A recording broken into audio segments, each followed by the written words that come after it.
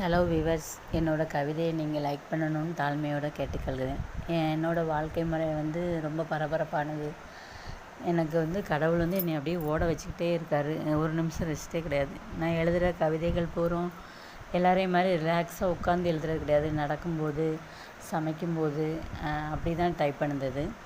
நீங்கள் என்னோடய கவிதையை லைக் பண்ணணும்னு ரொம்ப தாழ்மையோடு கேட்டுக்கிடுதேன். இந்த கவிதை எதுக்காண்டி எழுதுனா, ஒரே சத்தமும் வேலை அலைச்சல் எல்லா பக்கமும் சத்தமாக இருந்துச்சு. மனசு ஏதோ ஒரு அமைதியை தேடி அமைதியாக ஒரு இடத்துல போய் இருக்கணும் அப்படின்னு ஒரு ஆசையாக இருந்துச்சு. அதை பேஸ் பண்ணி இந்த கவிதை எழுதினேன்.